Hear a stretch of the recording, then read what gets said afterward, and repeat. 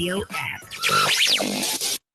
This is your celebration. I'm Jonathan Stiles from the Museum of the American Revolution, and I want to wish Word a happy 20th anniversary. At the Museum of the American Revolution, we believe that a more inclusive history is a more accurate history, and we so appreciate how Word has allowed us to reach different communities, to share that message, and engage with us in the work that we're doing. So happy birthday, Word. You're doing incredible work. Thank you so much for how you're serving the Philadelphia community. Hello, I'm Mark Gaines from New York City, originally from Philadelphia, and I want to wish a Word a happy 20th anniversary. This is an amazing accomplishment and something that I think the community really needs, and something that will build a foundation for generations to come. I stand with Word on the 20th anniversary now and forever, and future anniversaries as well. Special shout out to Sarah Lomax, who is continuing this legacy of my grandfather, and I hope to someday be a part of it, help Word grow as well. Again, congratulations. We're celebrating 20 years of progressive Black talk media. The views and opinions expressed by the guests, listeners, and hosts of any program on Word Radio do not necessarily reflect those of the ownership, management, or advertisers of this station. I'm simply saying that life finds a way.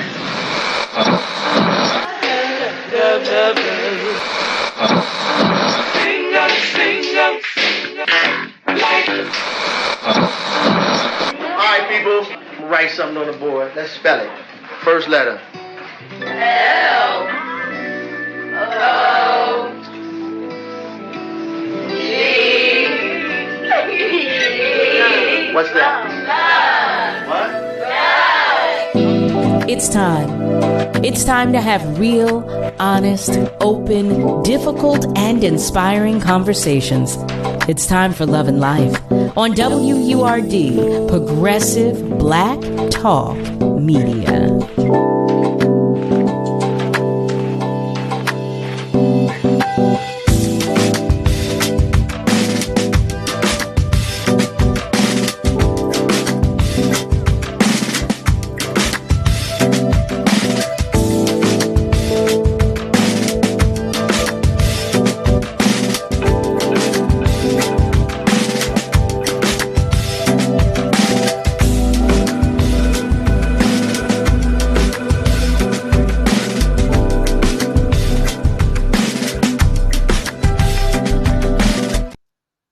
Well, family, hello there. Hey there. Welcome to Love and Life on WURD, Progressive Black Talk Media, on air and online at wordradio.com. That's WURDradio.com. I am your host, Carol Riddick, and I am joined by the undeniably talented and incomparable Miss Kayla J. And you already know, she makes sure everything goes the way it's supposed to go. That's what she does. But thank you, family. Thank you for joining us. Today is Tuesday, June 6th. OMG. It's almost a week already. I feel like I blinked and here we are. But that's all right. I'm grateful. So I'm not complaining. Happy Tuesday to you. Family, you know what I like to do? Before we get started, I like to do a check-in. Y'all know the drill. So to our family members on our socials, say, hey, give us a hello, give us a little shout. Let us know that you're out there so that we know that you too are ready and anxious to join the conversation. To our family members who are listening, but not watching and are not on our socials. Hey there, loves. Hi, family. How are you? We feel your love as always. I tell you that we do. And lastly, to any one of our family members whose light is shining just a little bit dimly, you already know that I'm sending you extra love and hugs. And I want to say thank you so much to y'all for lifting me up yesterday because I was vibrating lowly. My light was shining just a little dimly yesterday. So thank you. Thank you so much.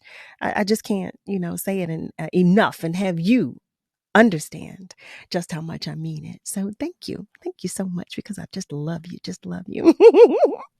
So, some of our family members are checking in, and I see it. Miss Ashanti Alvarez Martin writes, so excited about this. Oh, I know that must mean you are one of the BFFs, if not a family member of our guest today. I love it. I love it. Nasir Butler. Hey, Nasir. He writes, good evening, Sister Carol and Kayla J. and guest. Peace and blessings. Oh, how am I feeling today? I'm feeling wonderful. I am doing well, feeling wonderful. You see, my spirits are high. I'm on 1,000, I'm on 1,000. Can you tell? Should I calm it down a little? Am I a little too hype? Harry is joining us as well. Hi there, Harry. He writes, good evening, Carol and Kayla and Word family. I just love this love. Gary Bryant, hey there. How are you? He writes, good evening, Carol Riddick and Word family. I like it. He said my whole name. I know that's right. Carol Riddick. He writes, good evening to you too, Miss Kayla. Thank you, y'all. You already know that we love the love. So, for those of our family members, who have a birthday today, I missed saying this yesterday. Oh, MG, please, please, please, please. Just don't hold that against me.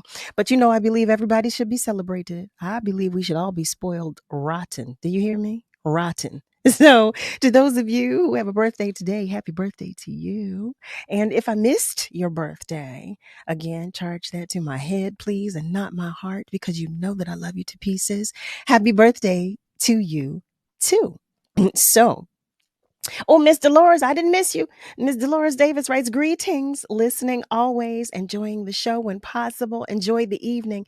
You too, Miss Dolores. So happy that you two could be here to join us. I want to share this message with you before we get into business, because I like to get into some things. Family, this June, we celebrate Black Music Month and the 50th anniversary of hip hop with an insightful and entertaining event.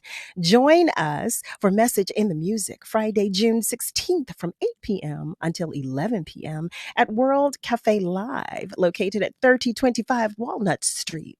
This event features a panel discussion on hip hop as a soundtrack to inspire or incite, a live music trivia game show with prizes, a cipher, and an open mic.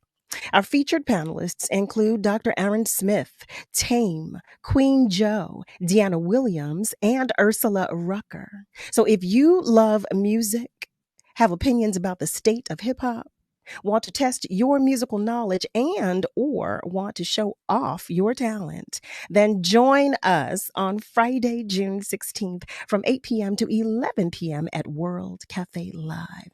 Admission is $20 in advance and $25 at the door. So get your tickets now at wordradio.com. That's WURD radio.com. This Black Music Month event is brought to you by Comcast, Pico, Keystone First, and WXPN Artists to Watch podcast. So family, I'm continuing before we jump into business. Miss Julie, hi there. Miss Julie Audrey Ward Carnegie writes, greetings to everyone. Carol, in the instance that you'll also be talking about school district initiatives, please know that the school district office has an obligation to open up the office to utilize our need to know via corporate public broadcasting federal appropriations. 95% of CPB appropriations go directly to community service, community development. Miss Julie, thank you. I just love y'all because y'all keep me in the know. Y'all keep me educated. And I tell you, I like education. I feel like, when you know better, you do better. And I'm always trying to do better. Okay. I'm a work in progress, but y'all keep me together. And I appreciate that. That's what I feel like we're supposed to do here. Help each other. We're supposed to educate one another so that we can all get this done together. That's what I do believe. So, oh, y'all got me so excited. So our guest today, what I'm going to do first, because we're going to do something a little different today. Our guest today is going to share in the discussion with us about our current events, because we got some hot topics today, y'all. Hot topics. Did I say that? That just sounded, no, that's not what I intended. But in any event, it came out. So our guest today, oh my goodness, he is... Well, I'll tell you. I'll read. I'm going to tell you some things. Tonight's guest states that his professional passion is helping global companies uncover who they are at their core. Through award winning employer brand and employee value proposition development, he has discovered innovative ways to bring the humanity of employee stories to life.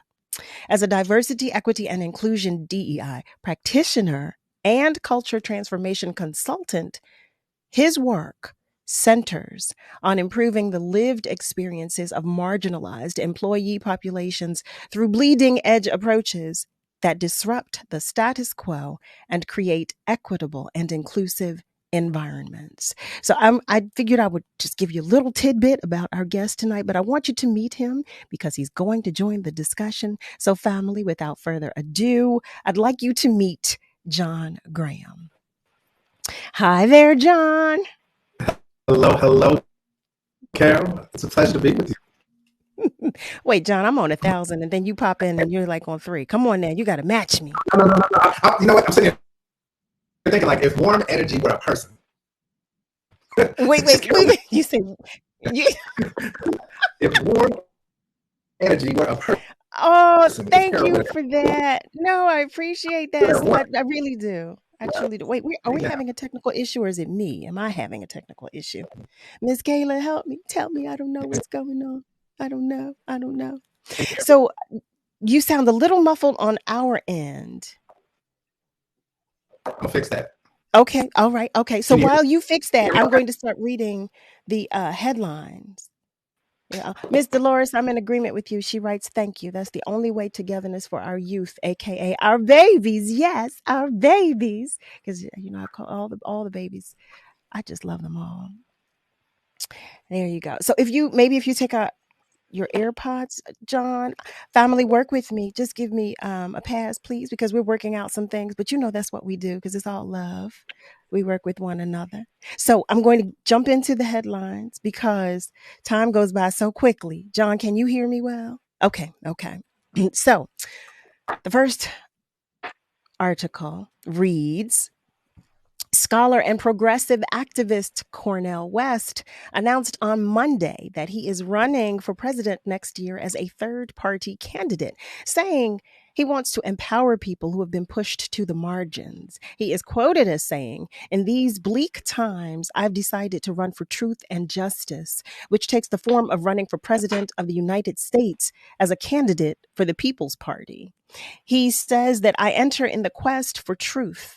I enter in the quest for justice, and the presidency is just one vehicle to pursue that truth and justice. What I've been trying to do all of my life. And on his campaign website, it reads that West wants to end wars, disband NATO, forgive all student debt, and expand Social Security and invest in clean energy. So I'm curious, y'all know what we do here, family. I read the articles that I've read that have piqued my interest, and then we break them down. So I'm going to move on to the next one. So put that in your cap, John. Put that in your cap, okay? Okay.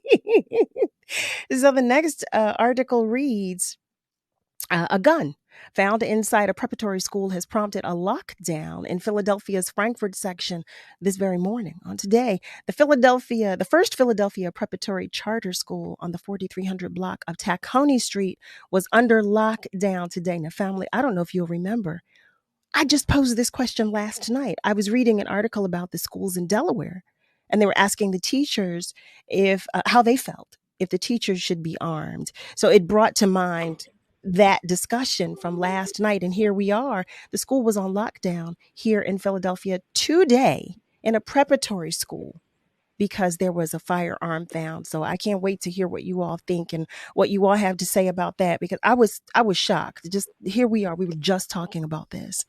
So the next article I'm going to read is about carjackings. It reads, the Philadelphia Police Department's Major Crimes Unit is looking into 10 reported carjackings across the city between 10 p.m. Saturday and midnight on Sunday. There was doorbell video that captured the scene of one of the gunpoint carjackings that occurred this past weekend on the 6200 block of Hasbrook Avenue. Now, family, y'all know what I say. I say be good to you, but be good to those around you. But when I say be good to you, everything Everything is in that. I mean, be careful. I mean, look up, down, sideways, and all of that. And I know listen, I'm guilty of walking around like Mary Poppins myself. So I need to be more focused. I definitely do. So I'm going to share that with you. If you see me out there, you just make sure, you know, I'm on my P's and Q's too, because I'm going to make sure you're on yours. We're going to protect each other out here. Listen, there's so much going on. These carjackings, it is insane to me. And just insane, just insane. Okay, I digress. You see, y'all know what happens. I get carried away. We're going to go to the next story, and then we're going to break it down. The next story reads: A Florida mother was fatally shot. Okay, I'm hearing something going on. There's something, we're having a little technical issue. I don't know if you could hear that. Okay, I'm going to read it. A Florida mother was fatally shot through the front door of her neighbor's home while her 9-year-old son stood next to her. A violent culmination of what police said was a 2.5-year feud. Ayike Owens, 35, was fatally shot after going to the Ocala apartment of her neighbor, who earlier had yelled at Owens's children as they played nearby and threw a pair of skates that hit one of them. Family. Now, I know when I was little, the whole neighborhood helped to raise me. What is going on, y'all? What are we doing? Okay, listen, I do have a feel-good story in here. I promise you I do. I promise you that I have a feel-good story in here. But this next story, and then I want to open it up because I want to talk about all of this. But this next story reads that a school board in Oklahoma has approved an application for a Catholic virtual charter school. A decision that would create the first publicly funded religious charter school in the nation, despite concerns over the plan's constitutionality. So the Oklahoma Attorney General said that the decision was unconstitutional and that legal action will likely follow if a contract for the school is signed. From what I read, the approval of any publicly funded religious school is contrary to Oklahoma law, and it is not in the best interest of the taxpayers. That was what the Attorney General, Gentner Drummond, is quoted as saying. Heavens to Murgatroyd. Heavens to Murgatroyd. Okay, John, I know you've got a lot to say, and I can tell because I see it on the tip of your tongue. But I want to before we begin the conversation, I want to say hello to Miss Cheryl Brown, who is joining us on our socials. I want to say hello to Robert Williams. Robert writes that job sounds like the TV show Don Cheadle played in about improving business. Maybe. Harry writes, yeah, that was so sad. And she is still free. I tell you, there's so much going on. And I know I just gave you a whole lot right there. And I didn't even get to the feel-good story yet because I'm going to save us with the feel-good story. It's a beautiful story. But John, what do you think about any of that? Well, can you hear me okay, first of all? Okay, you're clipping a little, but that's all right. We're going to work that out. Yeah, I'm not going to say the service provider of my internet, but I'm not in love with them. I'm not in love with them. Well, there's a lot going on. I mean, from Brother Dr. West's announcement, running as a candidate on the People's Party. I'm interested to see how many of us get behind it. As am I. Yeah. I mean, the local news. I think there's a lot of people hurting right now financially. Mm-hmm. Didn't recover from the pandemic and bounced back like others, and you're seeing that amplified right now. And that's Wait, John, I want to interject. I just want to interrupt you for one moment because I want to hear all of what you're sharing with us, and I want our family members to hear you well too. And your audio is still clipping for us. So what I'm going to do in the meantime, because I want to share the feel good story, so we can all have something to balance it out. Because and that'll give you an opportunity to give us an opportunity to work out this technical issue. So I'm going to share this story and then we'll take a little short break. But the next article reads, a Maryland man went from working as a sanitation worker to earning his Juris Doctorate from Harvard Law School. Rehan Staten, 27, told ABC News that his family started to run into a lot of financial insecurities when he was in the second grade. Family, this story warmed my heart because he shared there were holes in his ceiling. There was black mold festering in the basement. There were a lot of areas in the house that just didn't have floors. He said that it was just a really bad situation. He graduated from high school barely earning a 2.0 GPA. His teachers previously attempted to put him in special education classes, and they questioned his intelligence. But after graduating high school, he started working for a trucking and trash removal company in Maryland, and his coworkers encouraged him to go back to school, prompting him to reapply for college. So he attended Bowie State University before transferring to the University of Maryland. He graduated in 2018, serving as the undergraduate commencement speaker. So he decided to continue pursuing higher education after his father, who battled a serious illness in 2019, was forced to go back to work. He passed the LSAT and was accepted into Harvard Law School. His acceptance went viral, so much that Tyler Perry offered to pay for his Ivy League education. And he graduated from the university last week. When I tell you, I almost cried. He is quoted as saying, although I get credit for working hard was the easy part. He told the Harvard Gazette, I just happened to be around people who cared enough about me. I worked for a trash company where my coworkers told me that I should go to college instead. I had a boss who let me leave work, go to school, and come back. And I had a cousin who helped me study for the LSAT. He added, I couldn't have done it alone. When I tell y'all know I cried because y'all know I'm one big teardrop. But what I wanted to do was give you something that made you feel good as well. Since we have to take just a short commercial break, we'll digest all of that and then we'll come back and talk about it if that's all right.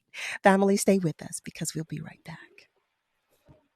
Sunday, June 18th, the Philadelphia Juneteenth Parade and Festival. Down 52nd Street in West Philly to Malcolm X Park. Sponsored in part by 6ABC, Visit Philadelphia, Philadelphia Foundation, and Children's Hospital of Philadelphia. With fabulous clothes, Miss Juneteenth, Pennsylvania, and a special performance in the parade from The Lion King. The festival features 2 stages with performances by Batman Scoop, Lil Mo, and Cupid. Click JuneteenthPhilly.org. Remember the last time your family visited the forest? It's a place of wonder and imagination for the whole family, where stories come to life, and it's closer than you think. Ready to plan your next visit? Make the forest part of your story today at a local park near you, or find one at discovertheforest.org. Brought to you by the United States Forest Service and the Ad Council. Let's face it, life looks a little different. During these times, we're doing our best to keep our minds and bodies strong. And getting a flu shot helps us stay healthy, so we don't miss out on what matters. Like having game night at home.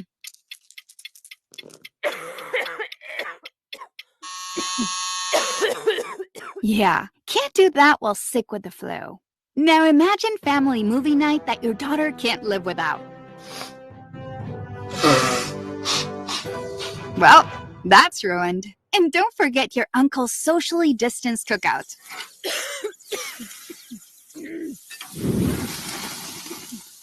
See, that's why it's important to be at our strongest. Every year, millions of people in the U.S. get the flu. Especially now, no one has time to miss out on moments that matter. So get your flu shot. Find out more at getmyflushot.org. Brought to you by the AMA, CDC, and the Ad Council. Need a minute? Take a breath and breathe in positivity. Here are words of joy and empowerment from Word Radio. Vision without action is merely a dream. Action without vision just passes time. But vision with action can change the world. These are the words of Joel Arthur Barker and my prayer and hope for Philadelphia, a city I was born in, educated, lived, and work in, will collectively come together to help its citizens by bringing economic prosperity to those in need, create safe and affordable housing for the disenfranchised, and create safe and organic spaces for adults and children to grow. I am Kimberly Lloyd. This joy and empowerment vignette was brought to you by Comcast. You're listening to Love and Life with Carol Riddick on WURD, Progressive Black Talk Media.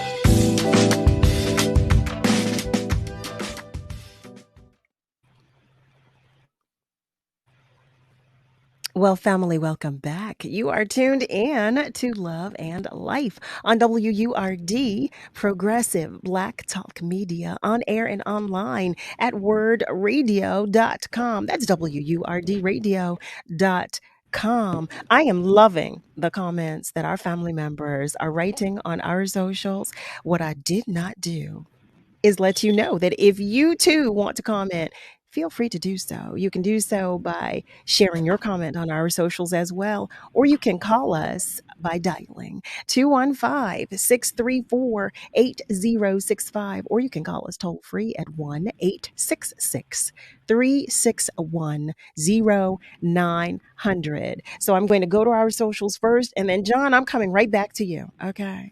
So I'm picking up on our socials with Miss Cheryl.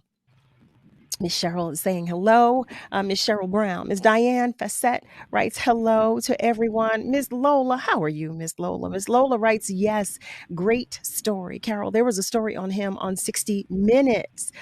He looks out for the maintenance crew and gives them awards. It's just wonderful. I love that. Miss Lola also writes, hello, Word family, Carol and Kayla J and guest.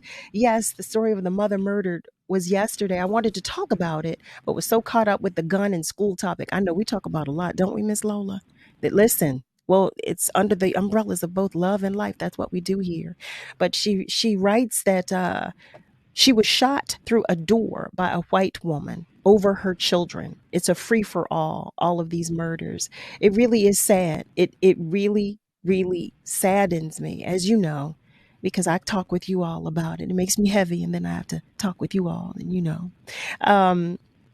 Diane Fassett writes that she should be arrested for child trafficking. Oh, DeSantis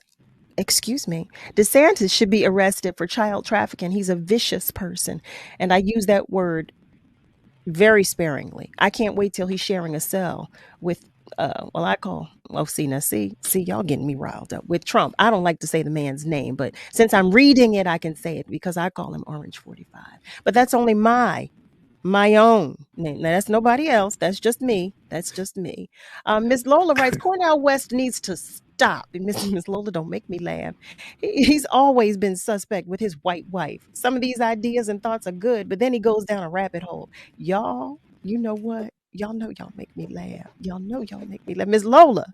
Now, John, how about you take the conversation while I get myself together over here laughing at Miss Lola? Can you hear me okay? Am I coming through clear? I can hear you, but you're clipping a little less. So we're going to try to work that out. I hope we can work these tech issues out, but yes, stop me anytime if it's not coming through clear. So I mean, there's a lot going on politically, locally, and I think when we think about how we're responding to it as a community, I think we have a lot of work to do conversationally. And you even brought it up. There was certain communal obligations that we had to each other at a certain period of time, where some of these things wouldn't go down. Mm-hmm. And I think we have to return to that and get back to that. The challenge is how. Oh, indeed. Indeed, indeed. It saddens me seriously because now I'm the person that likes to see the glass is half full. So I am she. You know, but Yeah, in good. that, um, I have a lot of great memories, good, bad, and indifferent as it pertains to the situation. My memories of it are good. Like Hmm. growing up, I was sharing with our family members that growing up, I used to work and at night. I used to work from 5 until 12 as a word processor. So I walked home every night. I walked home, but I knew so many of the homeless people that they made sure I got home. Mm. Little Riddick, you all right? Little Riddick. That's what Little Riddick. So Mm. after a while, they knew me. They made sure I got home safely. But Hmm. Hmm. that world is that world It's a different world. is gone. We are living in a totally different world. We're living in a world now where we have young people who are abusive to our homeless, to those that are homeless Hmm. and less fortunate. It's just listen. It's a different It's world. It's it's a it, bit, it, it's terrible. yeah. Well, it's a deep subject and one I spend a lot of time examining. Actually, for my next book that I'm working on, it's surrounding the topic of Black community.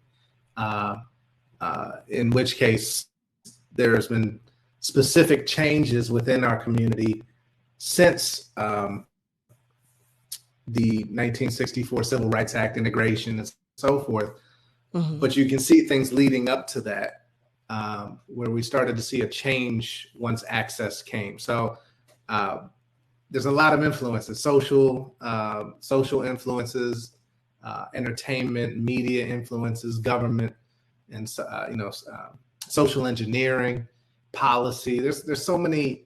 factors involved, and then you add into the fact that we haven't healed from 30 plus generations of trauma, right? So Mm. all of these factors, and then you always ask, well, who benefits from our Mm. dysfunction as a community? And then so there's a Well, lot of we know. layers. There's a lot of layers, and a lot of layers that we still aren't ready to have conversations about openly without being objective. Now, see, that's the part that challenges me because here we are in 2023, and I had hoped that by now there would be more of us that are ready to have that conversation than not. Family, I don't know if you're just joining us, but if you have, you're tuned in to Love and Life on WURD, Progressive Black Talk Media, on air and online at wordradio.com. We are talking with John Graham, author of Plantation Theory. John is going to tell us all about that. We want to hear everything about that, John, and I mean everything about that. But we've invited John to the conversation about our topics, our current topics that we're discussing, everything that's going on in the news today. So we could get some of your insight. What you feel about some of these topics that are some of these things that are taking place, and I asked specifically as I wanted to know. I said, "What is John going to say about Cornell West? What's he going to say about Cornell? What's he going to say?" I got a lot to say. I mean, wait, the smile said it all. Wait, John, don't. I want to answer all of that when you can hear me clearly. I promise. Okay. I Okay. promise. Well, wait. I'm Well, because gonna you're not fix it. clipping now, Miss Kayla. Are we still having I'm good issues? I now. want to be sure before we move on. While I wait for Miss Kayla to respond to Sure. that, I'm going to go back to our socials for a moment. Our family members are talking. Miss Diane said, she writes, "Yes, Carol, I don't even like to write his name. Miss Diane, let me tell you something. I refer to Orange 45 as Orange 45, and that is it. He is Voldemort as far as I'm concerned. Okay. He who must not be He who named. must not If be named. anybody is familiar with Harry Potter, he is he who must not be named. Okay. So that's who he will forever be. And like I said, it pained me to read it. Okay. Because I had to say it aloud. I mean, it went through me. It really did. Harry writes, hey, Miss Carol, in what neighborhood did you grow up? I grew up in South Philly. So yes, I know you're saying that doesn't even sound real. That story that I shared. Yes, it is. Yes, it is. I grew up at 15th and Bainbridge. That was where I lived. And I worked at 15th Street, right at 15th and Market as at the turn, right by City Hall, 1 Mellon Bank Center or 3 Mellon Bank Center. I forget what it was called, but I worked in there. So I just had a straight walk. But that was just to give you some insight. So that was, that was where I grew up.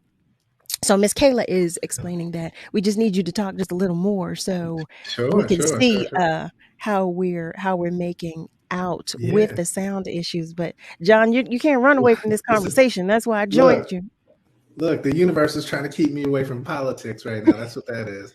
And I'm honoring the universe.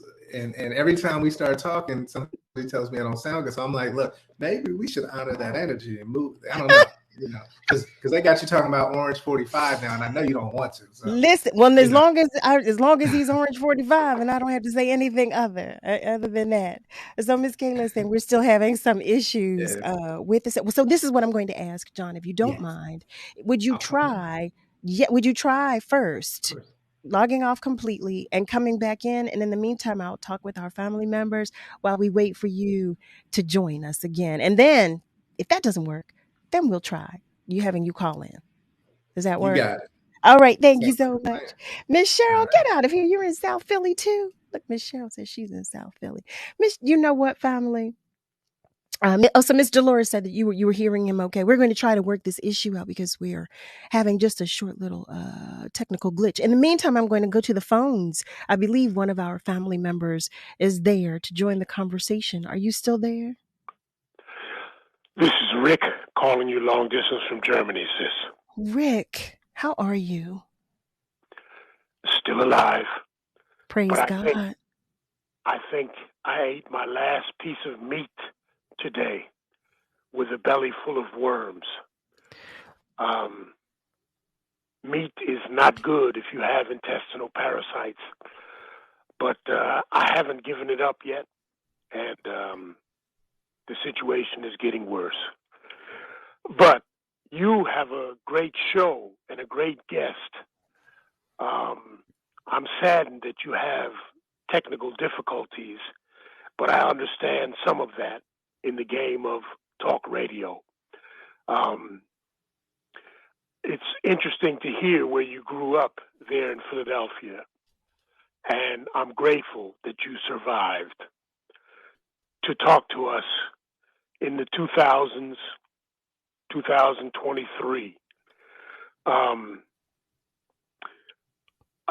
Last night, I heard you talking a little bit about foster care.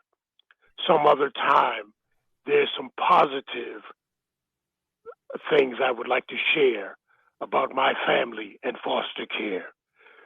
But I would like to ask your guest when he comes back. He's talking about politics and how the universe wants to keep him away from politics. I would like to ask him, where was he when the Patriot Act was enacted, and what he thinks about that and its impact on policing in America today. John, did you hear that question? Okay. It's a great question. And please let me know how I'm sounding. Thank you, brother. I appreciate the question. I was in undergrad at Lincoln University, the Lincoln University, I should say, Pennsylvania, when the Patriot Act 1 was enacted, and Patriot Act 2 shortly thereafter. So, I mean, what we're seeing is the legislative easing of the consistent violent behavior towards Black folks in this country. There's always policy that precedes our treatment, right? And there's no change in that. This is ongoing. In my book, Plantation Theory, I talk about the history of our lived experiences from the time of entry, into this country, all the way through to modern day, through the lens of work. And when we think about the policies that had to be enacted to normalize our treatment, well, then you start to recognize that in this country, the only way things change is through policy, because there's a consequence mechanism attached. and nothing changed. Human behavior doesn't change unless there's consequence or reward. That's basic psychology. And so as long as there's no consequence or significantly reduced consequence for the behavior against our people, then you won't see a change. Rick, I'd like to thank you for always contributing to the conversation and for listening. We so appreciate your energy. And I always appreciate your questions and the stories that you share as well. I'm very interested in hearing the story that you want to share about the foster care system, because as I was explaining last night, I know so little. And I thought it was a necessary conversation that we all have, because here we are, like I said, in 2023. And from the statistics that we were told, there are so many children that are in need of families. And I was just curious to know of the experiences, or if any of our family members have had experiences with the foster care system. So I'm mixing apples with oranges, but I appreciate the patience of everyone. Family. What we're going to do right now is just take a short break. But when we come back, we're going to jump into the conversation about plantation theory, because I'm looking at the time and I don't want to miss any of what John Graham is going to share with us about plantation theory. Plantation theory. I couldn't get it out. You see me? So family, stay with us, because we'll be right back. Bank of America is stepping up when it matters most. Last year, to expand our efforts to advance racial equality and economic opportunity, we committed $1.25 billion over 5 years. To date, we've put nearly $400 million to work, including establishing new partnerships focused on building skills and creating job opportunities for people of color. At Bank of America, we call this a nice start. What would you like the power to do? Bank of America N.A., member FDIC, equal credit opportunity lender. This is the story of a very special woman. In a matter of seconds, she turned herself into a great mathematician or an entrepreneur. Her knowledge was limitless and still is. She could also make monsters disappear, especially those that lurked in the shadows under the bed. Once, this woman put back together a teenage girl's broken heart, which had been shattered in 1,000 pieces. Just by giving her a bear hug. She masqueraded as a regular person at work, but as a superhero at home. Everyone knows her as Gabriella. I still call her Mom. Your hero needs you now, and AARP is here to help. Find the care guides you need to help, complete with tips and resources at aarp.org/caregiving. A public service announcement brought to you by AARP and the Ad Council. Word family, it's that time again. Our special early bird membership drive. Hi, I'm Sarah Lomax, Word President and CEO. We need your support now more than ever, especially this year when we're celebrating our 20th anniversary. For the last 2 decades, WURD has been the only place in Philly where our people can speak and be heard in their own voice every day, all day long. Your membership support has allowed us to expand our programming, deepen our community engagement, and provide culturally relevant information across all of our platforms, on air, online, on social media, and through community outreach events. If you're not a Forward member yet, please join or renew today at the discounted rate of $75. Visit us at wordradio.com/earlybird, or check us out in person when we'll be at Odunde on June 11th, Word's Black Music Month celebration on June 16th, or for the Juneteenth weekend celebrations on June 18th and 19th. For more information, go to wordradio.com/earlybird. Thanks so much.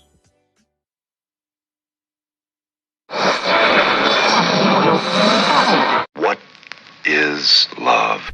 You're listening to Love and Life on WURD, Progressive Black Talk Media. I think I know what love is.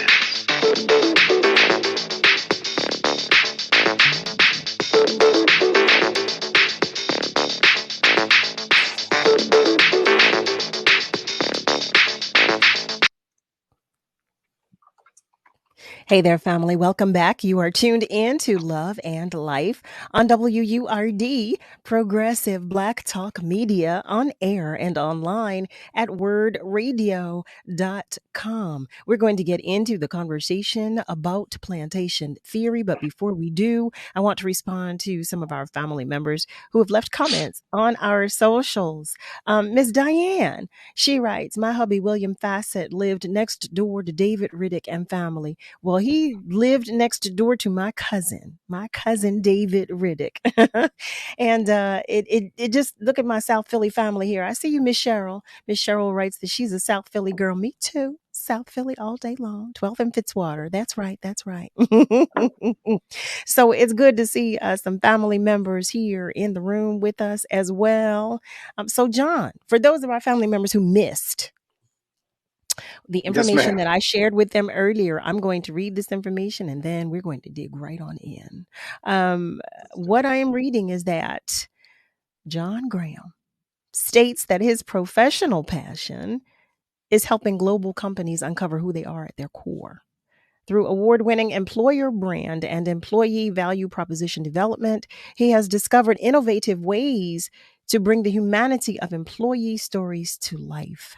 As a diversity, equity, and inclusion practitioner and culture transformation consultant, his work centers on improving the lived experiences of marginalized employee populations through bleeding edge approaches that disrupt the status quo and create equitable and inclusive environments. I want that right there, John. I said, I'm going to ask him to break that all the way down for me. His work centers on, can you, that wasn't even the first question I wanted to start with, but because we're right here. Okay. Yeah. Can you talk with us about your work, number one, period, what it is that you do, and then I want to get into breaking down how you've made improvements. Okay. So the way that I tell people in a 90-second elevator pitch is my core work focuses on helping companies become less plantation-like. And I say that very specifically, and it usually catches a head turn or an eyebrow raise or a tick, because at the end of the day, the corporate model is still built on the same construct as the colonial model that's always run this country. And when you understand that, when you understand history and you connect the dots between history and our modern day lived experience, then you understand that a lot of the things we face as Black professionals in corporate spaces and academia is embedded into the construct itself. And so, DEI or, diversity, equity, inclusion, justice, JEDI,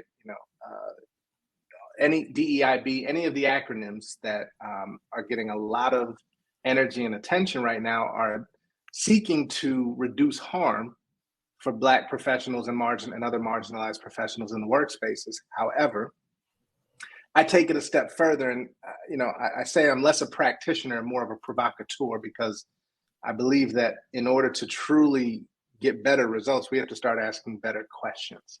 And this has been a practice since 1964 Civil Rights Act, Title IX, where at first it was affirmative action, right? So to my folks who've been in the game and got out the game in retirement, y'all remember affirmative action.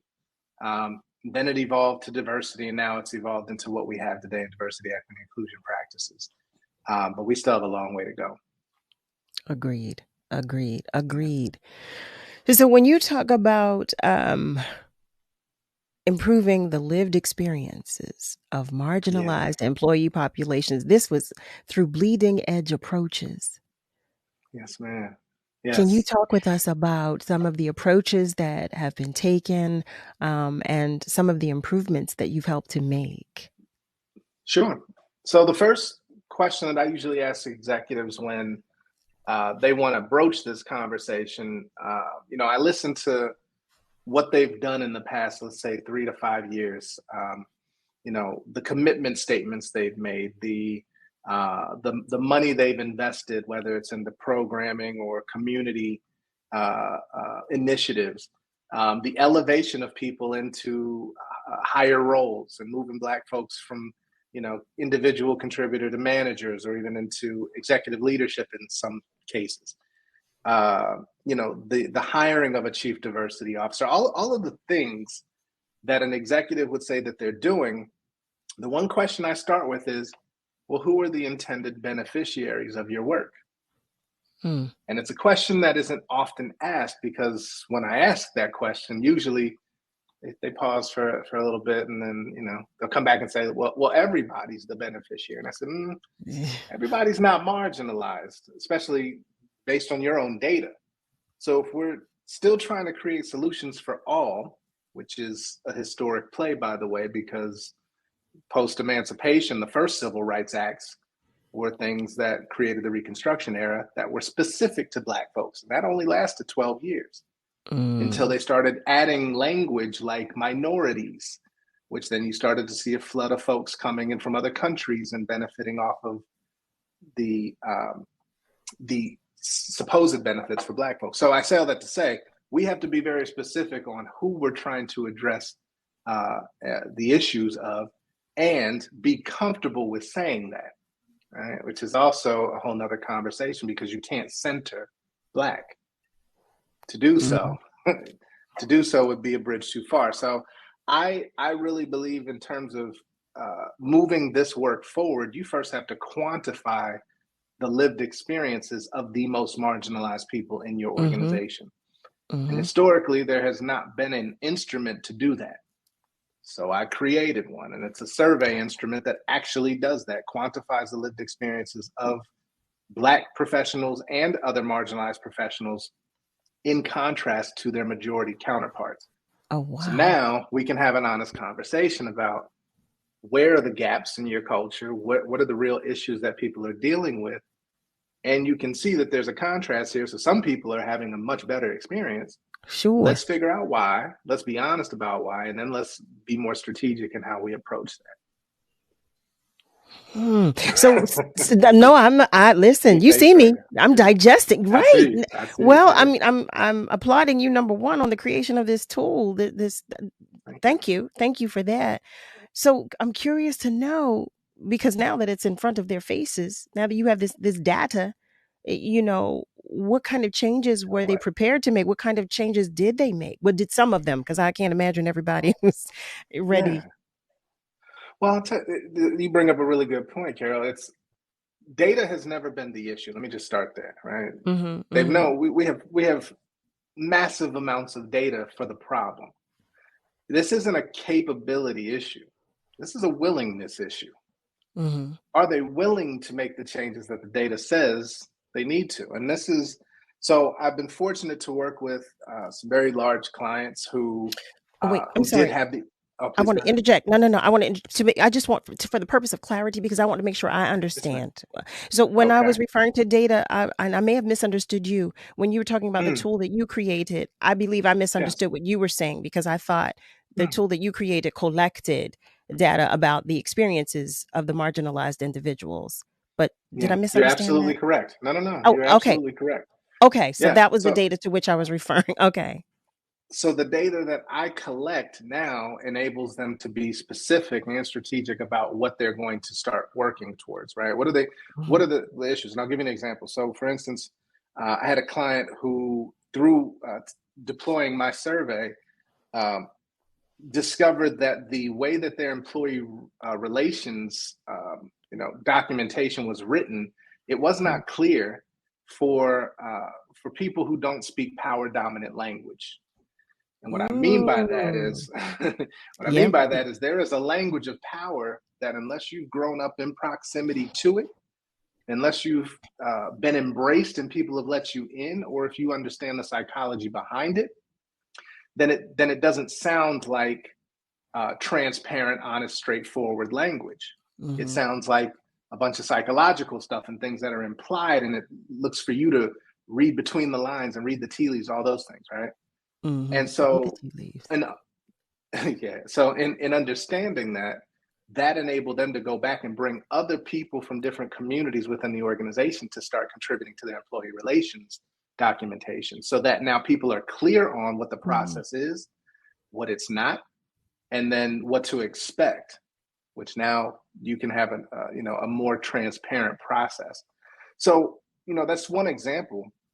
But the other things, I mean, we're trying to, in one sense, shift behavior. In the other sense, trying to shift structure. And sometimes the two, right? Yeah.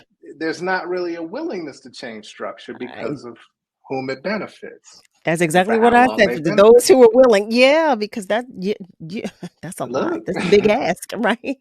Well, it is. And this is why I say I'm more of a provocateur than a practitioner, because I ask questions like, well, who does DEI really center? Mm-hmm. And then when you break it down, diversity, in order for anything to be diverse, you have to have a standard by which you're measuring against. What is that standard? Well, it's cisgendered, able-bodied, white, and male. Mm-hmm. When we talk about equity, well, somebody's going to have to give something up in order for another to have an equitable opportunity, right? Or you're going to have to make an additional effort to help people get to a place of equitable starting points. And that means somebody's going to have to give something up. Inclusion means somebody's going to have to accept you. How about that? So at the end of the day, it still centers cisgendered, able-bodied, white, and male structures, because that's who is either going to judge diversity, give up something for equity, or allow you in. Oh my goodness, John. Okay, I'm enjoying this conversation. Family, if you have just joined us, you're tuned into Love and Life on WURD, Progressive Black Talk Media, on air and online at wordradio.com. We are talking with John Graham, author of Plantation Theory. Listen, you already know that you're invited to join the conversation. You can do so by sending us a question or comment on our socials, or you can do so by calling us. And you can do that by dialing 215-634-8065, or you can call us toll free at 1-866-361-0900. But whatever you do, stay with us, okay? Because we're going to take a short commercial break, and we will be right back. Struggling to pay your water or sewer bills? New Jersey's low-income household water assistance program can help you avoid service disruptions, restore services, pay reconnection fees, and stay up to date on payments. Don't get shut off. Apply for the low-income household water assistance program today. Call 211 or visit waterassistance.nj.gov. The Museum of the American Revolution invites you and your family to experience Black Founders, the Fortson family of Philadelphia, now on display. Explore the story of free Black Philadelphian James Fortson and his descendants as they navigate the Revolutionary War, build a business in Philadelphia, and contribute to the abolition and voting rights movements. The unique journey and exceptional story of the Fortson family explores the legacy of the American Revolution and the ongoing work to realize the principle of liberty and equality for all. Information and tickets at amrevmuseum.org. In honor of Black Music Month and the 50th anniversary of hip hop, this is Blackademics. Oh, freedom. Some 52 years after enslaved Africans were emancipated, the United States witnessed a great migration of formerly enslaved Blacks from the South to the North. Many settled in cities like Chicago, Philadelphia, and New York, Harlem to be exact. This section of New York became the epicenter of the creative energy and artistic expression known as the Harlem Renaissance. To quote the Smithsonian, the Harlem Renaissance encompassed poetry and prose, painting and sculpture, jazz and swing, opera and dance. What united these diverse art forms was their realistic representation of what it meant to be Black in America, as well as a new assertion in our civil and political rights. The Harlem Renaissance instilled in many African Americans across the country a new spirit of self-determination and pride, a new social consciousness, and a new commitment to political activism. If we must die, let it not be like hogs hunted and penned in an inglorious spot, while round us bark the mad and hungry dogs, making their mock at our cursed lot. If we must die, oh, let us nobly die, so that our precious blood may not be shed in vain. Then even the monsters we defy shall be constrained to honor us though dead. That's rapper Ice-T with a poem from Harlem Renaissance poet Claude McKay. The explosion of Black creative expression during the Harlem Renaissance greatly influenced American popular culture. Sound familiar? In later episodes, we'll investigate the culturally rich relationship between jazz and hip-hop and how many discounted the legitimacy of both genres. Talking all that jazz. This Black Music Month vignette was brought to you by Pico, WXBN Artist to Watch podcast, and Posigen. We're bringing joy and power to the people. This is Word Radio, 900 AM and 96.1 FM, WURD, Philadelphia. Celebrating 20 years of progressive Black talk media. Streaming online at wordradio.com and the Word Radio app.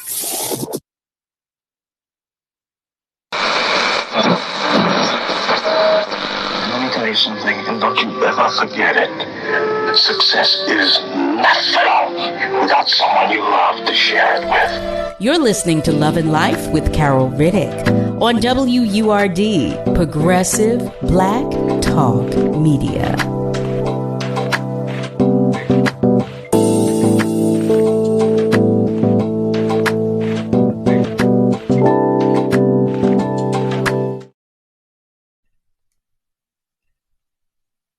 Well, hello there, family. Welcome back.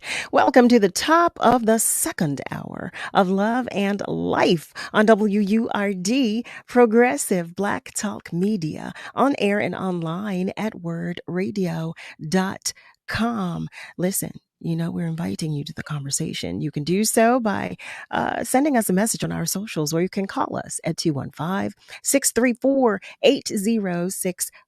Or you can call us toll free at 1-866-361-0900. We're talking with John Graham, author of Plantation Theory. And I'm going to take a moment to go to our socials because, John, you have our family members asking questions.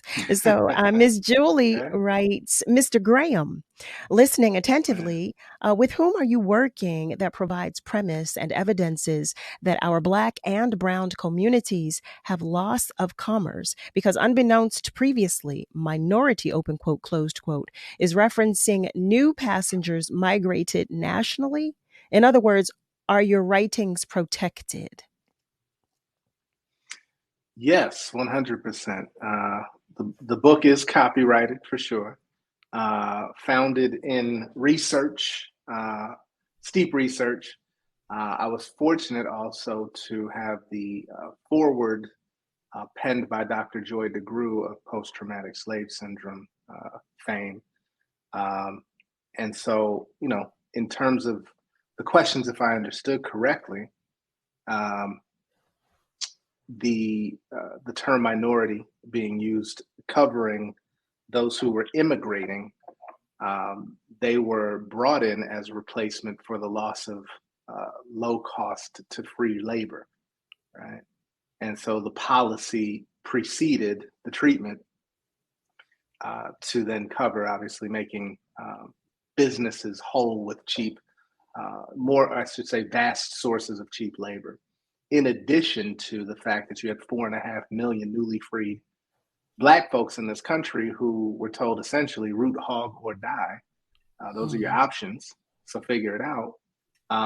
Who are now competing for work with their former enslavers. So the dynamics there are unreal, seemingly insurmountable, but yet we made a way. Well, thank you for that. One of our other family members writes, what solution do you suggest for those of us in the plantation mentality? First and foremost, to identify and understand that you're on a plantation, or understand the mechanisms of how plantations work in a modern day evolution. Secondly, what I do a lot of conversations with Black employee resource groups and Black professionals in corporate spaces. And what I always recommend is, I don't suggest that people give up their security in this sense, i.e. their jobs based on, with no plan. The subtitle of the book is it's Plantation Theory, the Black professional struggle between freedom and security. And so knowing that we have so much sauce, so much passion, so much expertise, credentials, whatever, that we bring to companies that we don't own, what I ask is, have we thought about, have we really put time and effort into considering building a venture that we do own and contributing our expertise, our sauce in that sense to ventures that are sustainable and competitive. So two things come to mind. So what would you say are some of the practices that corporations have or institute in the workplace that make it more of a plantation-like atmosphere? Or how does one identify a plantation-like workplace? So there's a couple of things. So the book itself starts with a chapter called Code Switching. In which case I talk about our need to alter or switch between code, language, appearance, expression, so forth, so as to reduce what's called, threat perception. That is a construct mechanism, right? That's not just relegated to corporate, but we've all been told when we were coming up, when you go for that job interview, you speak job interview, right? And when you're out in the world, then you speak in a way that is less, carries less perception of threat. That's a survival tactic and a survival mechanism. It's not relegated to Black folks solely, but it is certainly something that we have had to incorporate into the rearing of our children all the way up through, adulthood, into to gain access to these spaces or remain in these spaces. So identifying cultures and how they celebrate or enable or empower, embolden you to identify, to not suppress your identity, cultural expression, or phenotypical expression. Those are some ways that you can easily identify. It's interesting that you say that when you refer to code switching. So family, for those who are unaware, and what I was saying was that I did read that. Would you please first explain when you're talking about code switching? Well, I could, but it'd probably come better. It would be best from you. But in the first chapter of the book, Sure. John talks about there was a story that you shared. And it was your little girl, and she was asking your wife why she spoke differently on the phone. And this is to what he's referring when he mentions code switching, about switching our voices and changing our dialect or the way we address people when we're speaking. Now, I have to say, now this one right here, I was the little girl that spoke like this because I used to read the dictionary. So I did not have that same experience. I'm familiar. I will say that, but I did not have that same experience. I'm familiar with, but I also know that it doesn't matter how intelligent you attempt to sound if you if you're not as educated. I'll say that. So sometimes you can sometimes you can wind up sounding a little less educated than you are when you attempt to sound more educated. So right. I'm thinking of it as it applies to you over there laughing, Jim. You're touching on a point. You're touching on a point that I think we often talk about, especially when you said educated was the word that stuck out.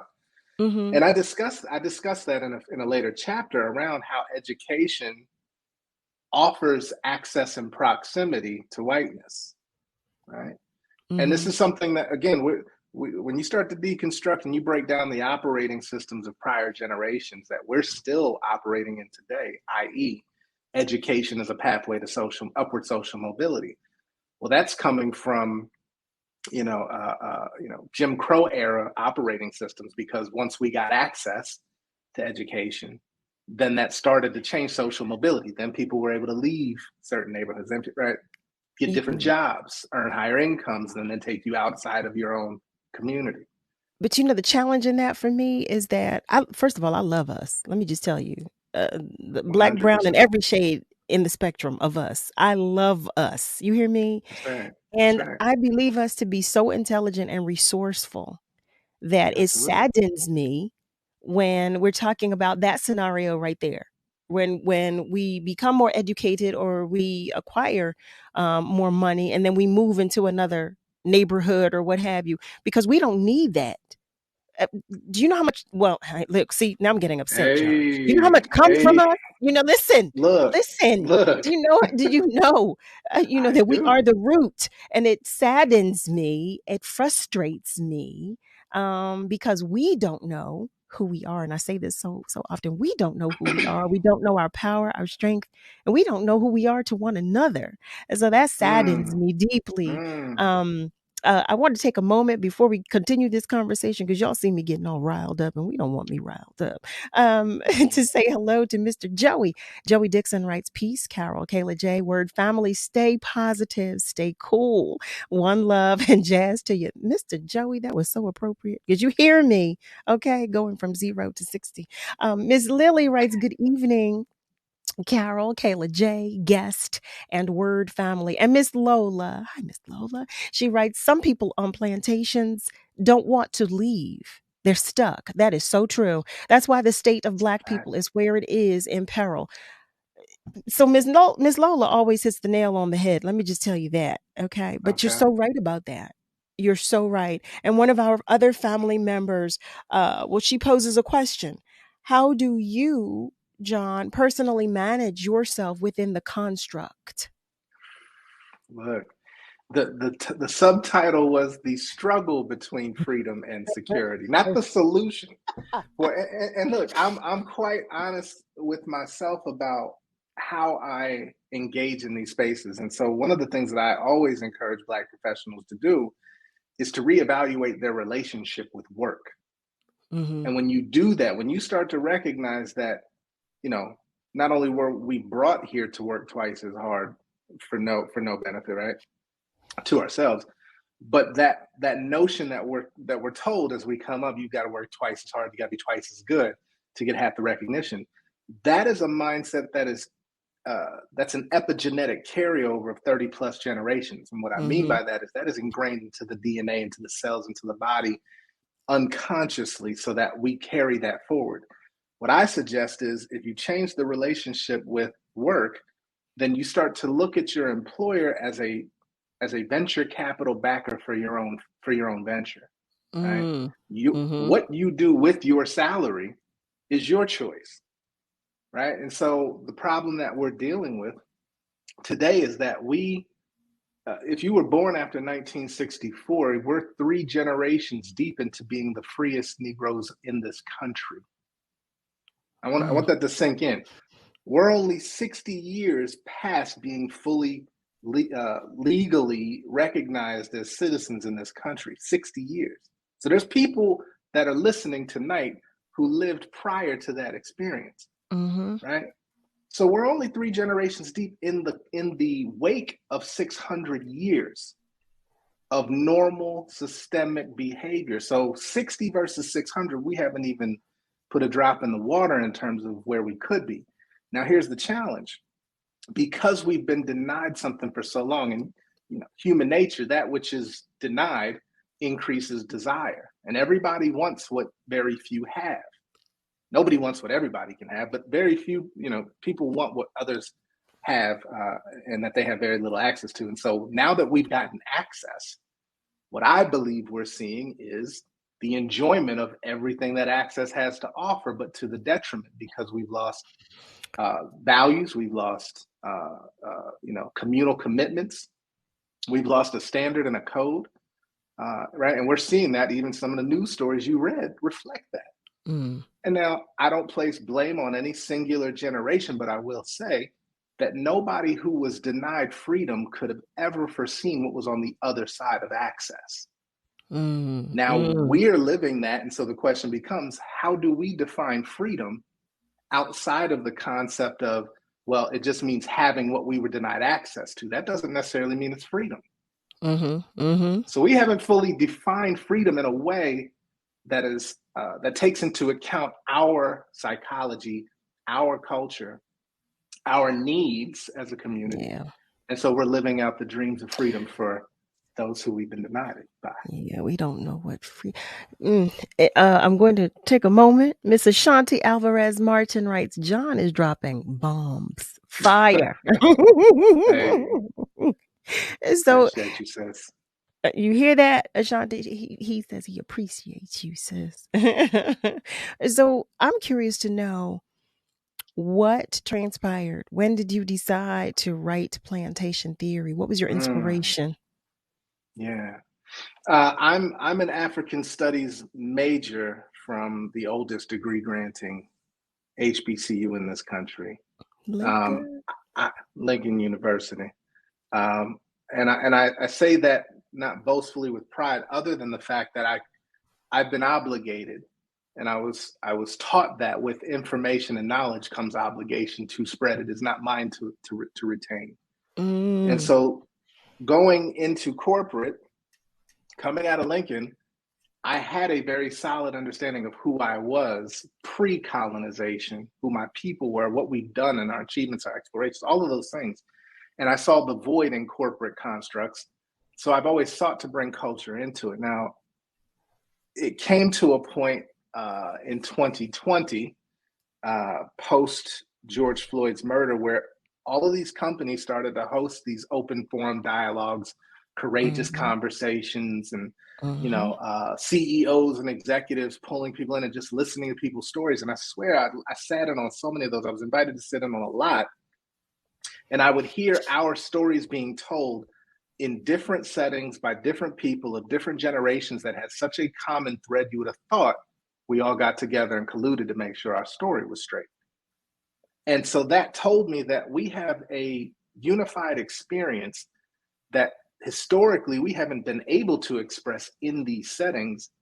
And so I sought then to, I started doing a couple of blog articles that were getting a lot of traction because people in that moment in, end of May, early June 2020, companies were reeling, trying to figure out first of all, what side of the line they're going to stand on, and then how do they get active.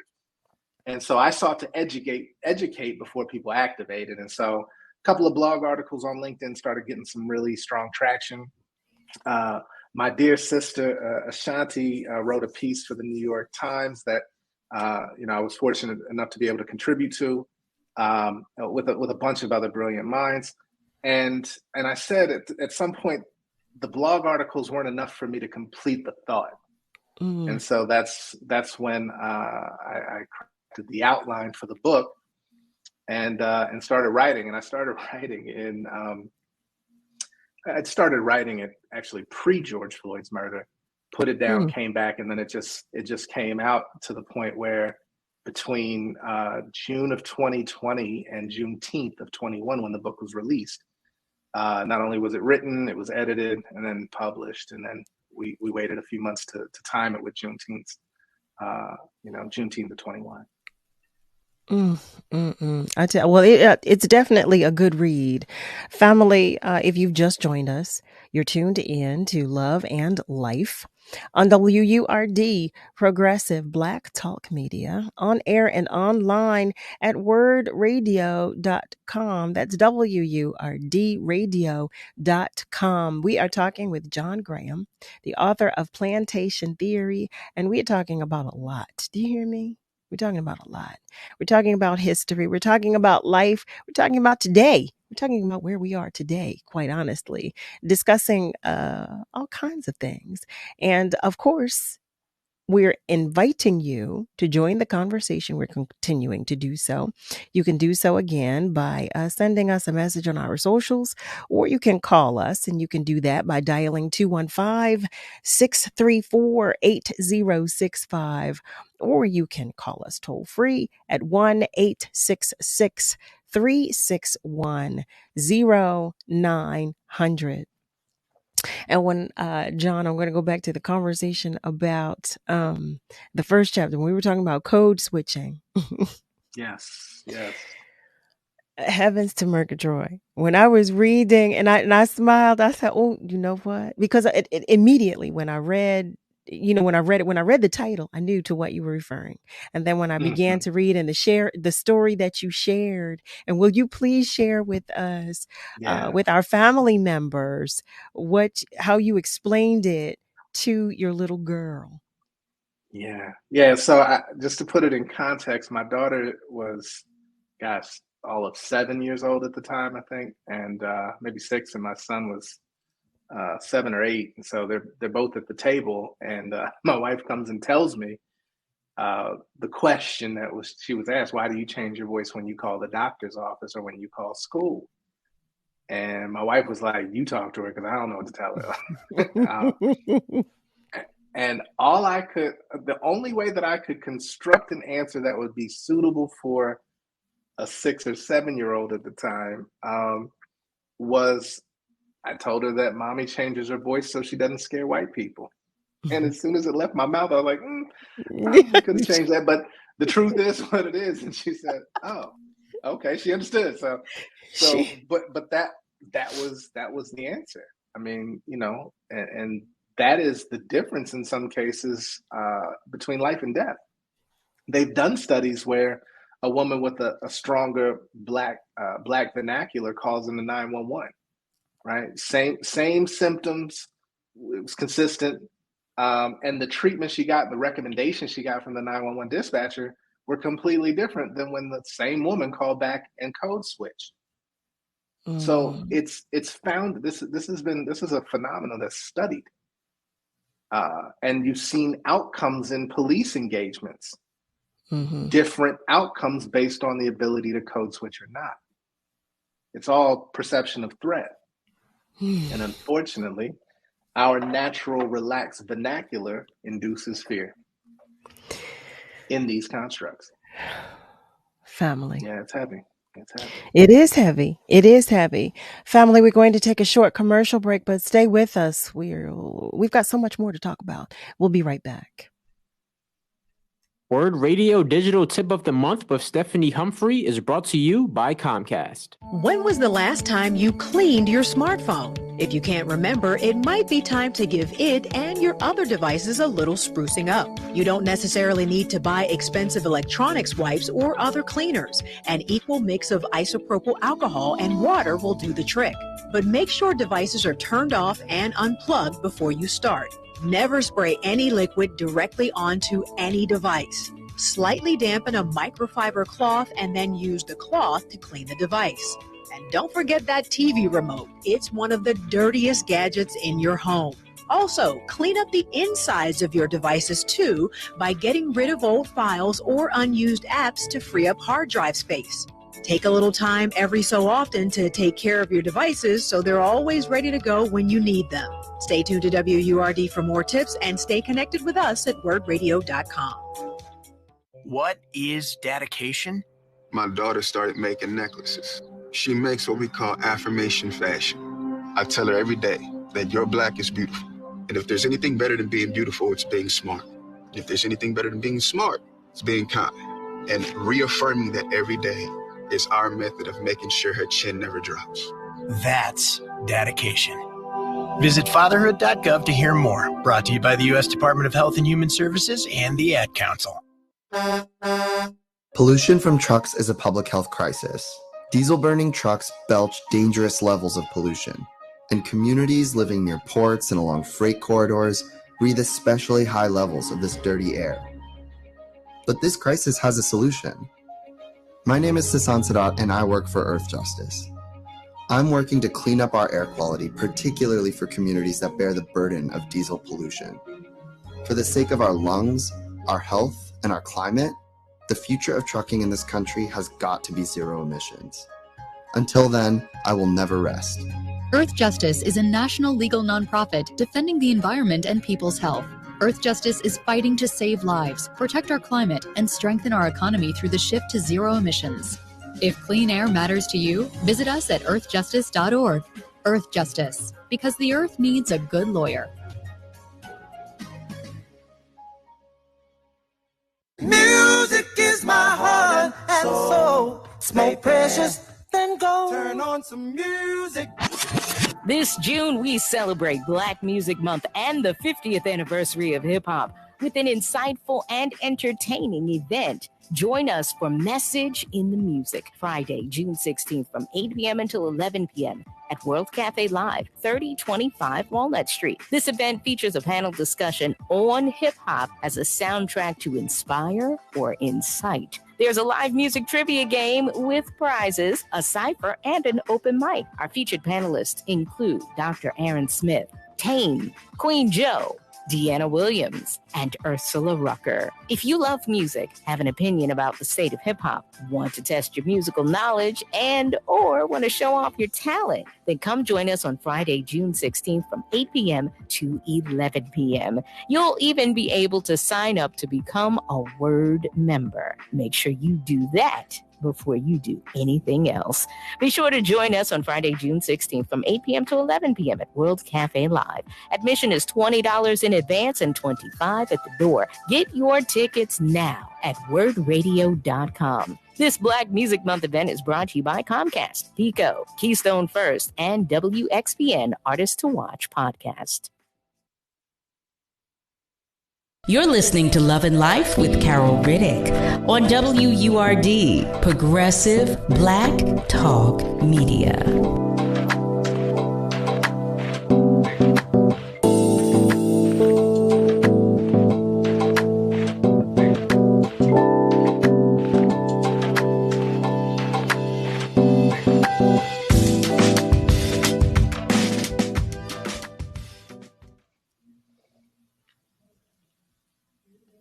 Hey there, family. Welcome back. You are still tuned in to Love and Life on WURD, Progressive Black Talk Media, on air and online at wordradio.com. That is WURDradio.com. We are talking with none other than John Graham, the author of Plantation Theory. And as I stated before the commercial break, we've been talking about everything, haven't we, John? We've been talking about a little bit about everything. That's right. That's right. But I'm noticing the time, and I don't want another minute to go by without asking you to share with our family members where they can purchase a copy of Plantation Theory. Absolutely. So thank you, obviously, Kara, for having me so far. Conversation's been amazing. What I tell people is the book is available everywhere that you would buy books, but I encourage you to buy direct in support of not only the author, but just note that while certain companies that sell everything from A to Z might get it to you faster, I'm interested in putting my kids on a spaceship to go to space instead of Mr. Bezos. So you can certainly get the book direct, and I sign every copy, every order that comes through at www.plantationtheory.com. Again, that's plantationtheory.com. And I look forward to signing your copy personally. I love it. I love it. I love it. I said, when we were talking about having you come on, I said, I can't wait for this conversation. I cannot wait to have this conversation. So I want to ask you another question as we move forward. And family, I know there are questions that I have not yet asked that you want the answers to. So I'm encouraging you to ask your questions because I'm trying, to get them all out, but I don't want to miss any. But I'm curious to know, would you say that most 9-to-5 jobs are similar to working on a slave plantation? Or does that depend on the profession or on the company at which one works? It depends on a few factors. It depends on the mindset of the individual working the job. It depends on the mindset and the culture of the organization who employs you.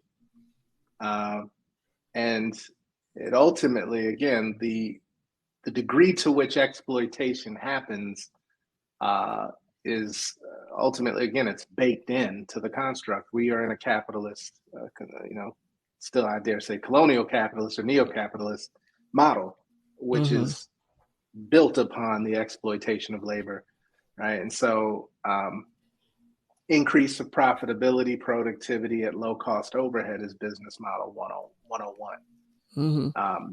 That is a fact. So It's based on a scarcity model, which then, that carries into the ethos of certain cultures for centuries before, right? But yeah, no, there are some that are worse than others, for sure. Oh, absolutely. I believe that. I definitely believe that. I was just curious to know what you would say, what your response to that question would be. Earlier when we were talking about the corporations themselves and your assistance to them of the innovative ways in which they could improve, or I don't want to misspeak, but it would be an improvement if they helped. If they were helping, it would be an improvement. So if they were making an effort and had accepted the charge to improve, I'm curious to know, what are some of the things that these corporations did to make an effort to improve? Am I saying that? Would that be the right word to use? Or make or I don't know if improve is the right word. Well, I would say improve the lived experiences of marginalized people, because then that makes it specific, right? Thank you. Yeah, and I understand the nature of the question, so I'm going to answer honestly, because we family. Well, hello. There is no company who solved for DE&I, right? It hasn't happened yet. In the 58, 59 years of practice of affirmative action to today, it has not happened. There is nobody who's like, yep, got it, fixed it, solved it, done. Right. So the questions, and this is, I even stated in the opening chapter, this is not a solutions book. I don't have that solution. In fact, I believe I have the solution, but it's one that no company is willing to enact right now, and that's essentially being having a consequence mechanism for not improving the lived experiences of marginalized people, and that's how behavior changes, thus structure changes. And I always, when I do talks on a concept called the cost of the climb, I ask people, for those of us who could remember when you could still smoke in a building, right? Oh, you wow. could smoke cigarettes indoors, right? We remember that. And then we remember the transition when they started passing legislation that banned smoking in public places, bars, restaurants, so forth, and then obviously offices. So let's say that happens around the early 90s, mid 90s, late 90s, I should say. And then, by 2010 to today, if somebody were to light a cigarette up in the middle of an office building, people would lose their minds. It would be so egregious that the community within the organization would push that person out. They violated a policy. There's consequence mechanisms for that. But there's a social agreement that is not acceptable. We haven't arrived at a point where the treatment of Black folks, the marginalization of Black professionals, of Black people in general, is socially unacceptable. Still not there yet. So I don't put out solutions, because it would be disingenuous to say that there's any company doing something to solve that problem. What I'll say is there are companies that are doing things to, in some cases, actually reduce or mitigate harm. Sure. Right. But that is still relative to who actually needs the most help, and are you working backwards from their experience or not? And that's the nuance and the newness of what I'm trying to do. Get us to start working backwards from our experience. So I want to make sure that that we both have clarity, because I want to make sure I'm understanding you correctly, and I want to make sure that you're understanding me correctly too, because I do have the understanding that there hasn't been a solution, because I haven't seen that yet myself either. So I do have that. I have that understanding, but I'm curious because I'm trying to process the challenges that you must face as a DE&I practitioner who practices culture transformation. I believe I read that right. You're a consultant as it pertains to culture transformation. So I cannot imagine the challenges that you face when you're talking with these corporations. So I was curious to know, what like suggestions you would make to any of these corporations, and because we're talking about their willingness to accept what what you're offering. I was curious to know if any of these organizations were accepting the charge, the charge with which you presented to them, about trying or, making an effort to do better. Yeah. Is Yeah. it that? Okay. Because I wanted to Yes, make sure. there are Yeah. some. There are plenty. I would say there are a faithful few so far who have accepted the challenge and at least to explore this approach. What I will say is the challenges that I face. Again, I have had to learn to disconnect my personal connection to the outcomes of this work, because Okay. at the end of the day, we're effectively asking. The way I analogize this is imagine somebody came into your house, Mhm. told you they didn't like where you put your couch, want you to rearrange your furniture. The temperature's a little bit too chilly for me. I need you to turn it up to 73 degrees or 8 degrees. The way you season your food just isn't working for me. I'm gonna need you to change it, right? And you'd be like, get out. Hello. First of all, if you don't like it, you can Goodbye. leave, right? Not even that much. Goodbye. Right. So when I say culture transformation, there's two things I'm saying. One, you as an organization, I can present several options based on the data we collect for you to maybe shift or alter your strategic approach. Fine. But that's up to you whether you actually do that or not. I can only show you a doorway. You have to walk through it. Secondly, I speak to Black professionals and I say, you have to also alter your expectations. Because I think we still continue to try and bend white spaces to our comfort when they have no imperative to do so. They don't. So what we have a choice in is where we work and where we give our time, effort, energy, and expertise to. So There's I truth to that. suggest we need to start, right? We need to start asking ourselves, well, shoot, why am I fighting so hard to change these companies that I don't own? Yeah, there's oh my goodness, that right there, that question right there, that right there.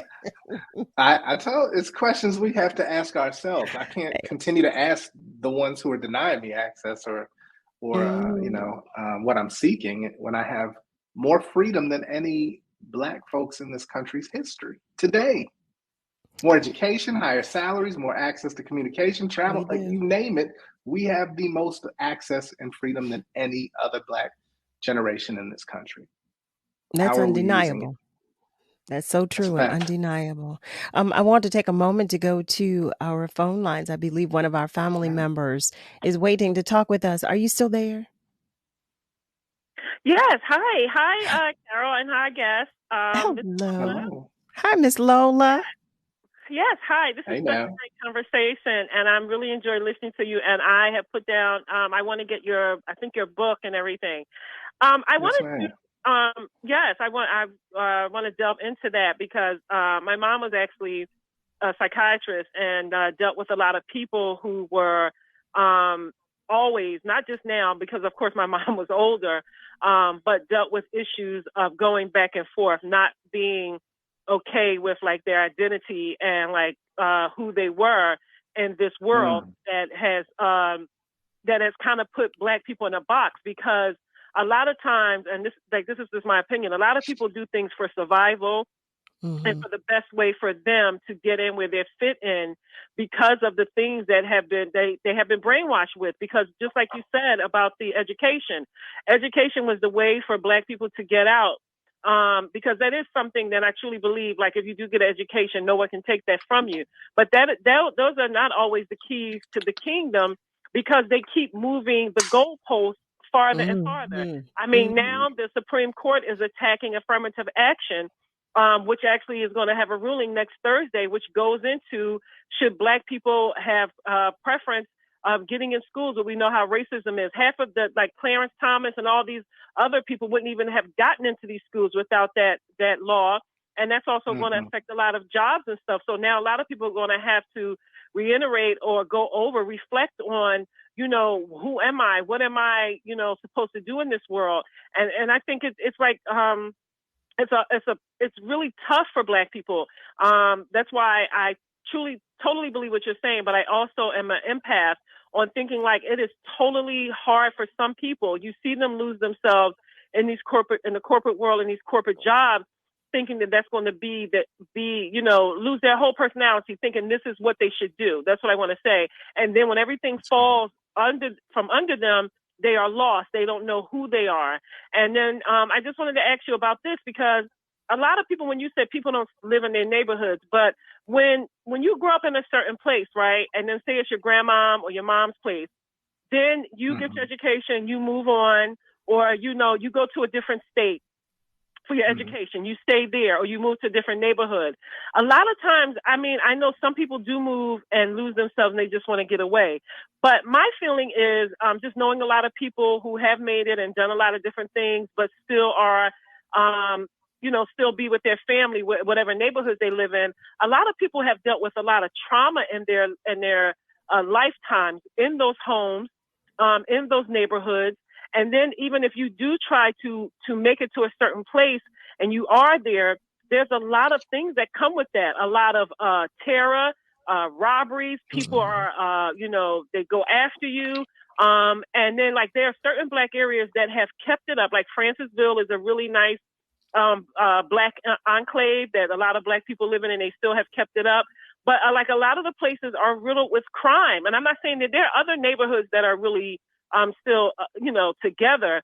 But it's really tough sometimes for Black people to make those decisions. And I think this is what white supremacy has done. And this is what this world has done. Instead of keeping it like those neighborhoods together, the government and white supremacy allow all these drugs and the guns to come in to tear these neighborhoods down, so then they can move and push Black people out. Sister, you dropped a lot of jewels there. So I agree with everything you stated. There's a couple of points you made in there that I'll address. I'll start with education. Yes, it is still something so valuable that it cannot be taken away once you have it. But I question whose education, right? And how are we being educated? I hear a lot of conversations and a lot of disapproval with where school systems and even with higher ed and the affirmative action cases being heard. I'm a huge advocate, first and foremost, for homeschool. I think what gets lost a lot is the generations that were fighting for access were educated by educators in their own communities that look like them. So we built, true. Right? We built a knowledge base that was that produced people that were able to go into these places and excel anyway. So we got away from that when we got access. So I say, why are we spending time fighting these systems that don't want to educate us based on what we need for us culturally? And why aren't we turning inward and saying, well, let's educate ourselves? We can augment, right? And there's communities, but this all comes back. Let me see. This moves me into community. I'm a huge proponent and ardent student of Dr. Claude Anderson's work. For those that don't know, he wrote books like Powernomics, Black Labor, White Wealth, Black History Reader. He's got a 5-book series that you can download straight from order straight from his website. All of that to say, his 5-point platform for Black self-sufficiency didn't start with economics. It starts at community. And when we hear the word community, we've lost this ideal of what it means to be in community with each other. And first and foremost, it's not only having a turf or a geographic area that is ours and we control, but it's also very much so having standards, codes of conduct, belief systems, ideals, worldviews, means of holding each other accountable when one isn't acting in accordance with the dictates of the community. Those things don't exist. So therefore, we keep trying to solve the problem with economics. Well, you can't transact with people you don't trust. So I dare say, if we get back to this notion of what's acceptable for us in our community that we want to nurture and be in proximity to, and those that don't abide by that, don't agree with that, don't want that, cool, go do you elsewhere. But this is what we're going to do. And so that's where you see Black enclaves. I happen to live in the #1 rated Black enclave in the state of Texas, in Dallas.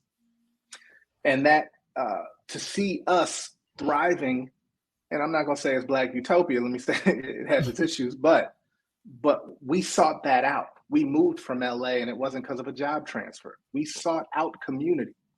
So where you come from does not mean that's where you have to stay. You can find community based on pockets of areas where there's people that have like mind, have similar ideals and beliefs, and are upholding those and holding each other accountable in those communities as well to maintain the standards and the quality. You are dropping so many jewels. Thank you so much. Because growing up, and I know Carol has to let me go, but growing up, my father was a Muslim, and I mean, he still is. And so we were taught a different way. And then my brothers, unfortunately, the Claire Muhammad School, that was a community, it closed, but my brothers were able to graduate from there. And so I did grow up in that type of community, and Claude Anderson, those books, he was a part of a lot of the community that we have. So you're right. And that's where the community is gone. And that's why we see so much violence. That's why we see so much crime. That's why we see all of these things that are happening into our young babies, as Carol would say, babies. And then all of the stuff that we're seeing, because the community has not been there from the time the child is from the womb on up. And then we have lost that community. So thank you so much. It's a great conversation. Miss Lola, thank you as always. As always. Gary Bryant writes, Lola is extremely on point. Isn't she always? Isn't she always? Family, stay with us. We're going to take just a short commercial break, but we'll be right back. Struggling to pay your water or sewer bills? New Jersey's low-income household water assistance program can help you avoid service disruptions, restore services, pay reconnection fees, and stay up to date on payments. Don't get shut off. Apply for the Low-Income Household Water Assistance Program today. Call 211 or visit waterassistance.nj.gov. Hello? Man, where are you? I thought you were coming. I can't. I'm in bed with the flu. The flu? Whoa. Grandma's about to crowd surf. Man, I'll call you back. Don't get stuck at home with the flu. A flu shot is safe, effective, and you can get it at the same time as your COVID-19 vaccine. A flu shot is the best way to prevent the flu and its potentially serious complications. Don't get flu FOMO. Learn more at getmyflushot.org. Brought to you by the AMA, CDC, and the Ad Council. Word family, it's that time again. Our special early bird membership drive. Hi, I'm Sarah Lomax, Word President and CEO. We need your support now more than ever, especially this year when we're celebrating our 20th anniversary.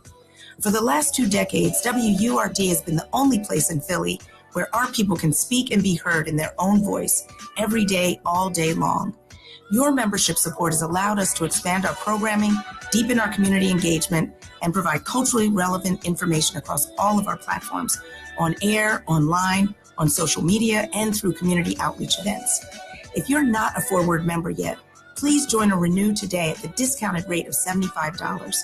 Visit us at wordradio.com/earlybird or check us out in person when we'll be at Odunde on June 11th, Word's Black Music Month celebration on June 16th, or for the Juneteenth weekend celebrations on June 18th and 19th.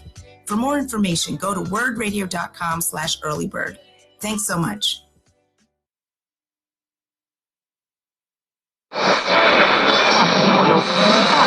What is love?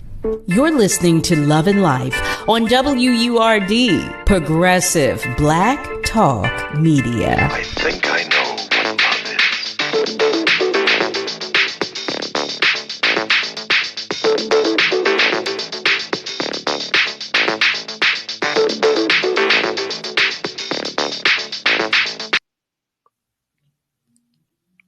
Hey there, family. Welcome back. You are tuned in to Love and Life on WURD, Progressive Black Talk Media, on air and online at wordradio.com. That's WURDradio.com. Some of our family members are still joining us. Ms. Joanne Dormond, she writes, good evening, Carol, Kayla J, Word family, guest and listeners. Be grand wherever you can.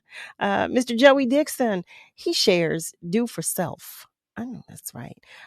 Cedric Milliner writes, hey, greetings, family. I don't see this at all on Facebook. You're on Google. Enjoy. Peace. All right. I like it. We'll take it. We will take it, won't we? And so, that's John, right. I'm going to ask you if you would share once again with our family members how they can purchase your book, because I'm looking at the time and I don't want another minute to go by again without sharing that information, just for our family members who may have just joined us, if you don't mind. Sure. Absolutely. Yes, you can get Plantation Theory at plantationtheory.com. Again, plantationtheory.com. It is signed by me directly, shipped by me directly, so you are supporting directly in a Black-owned business and at that. So I look forward to signing your copies.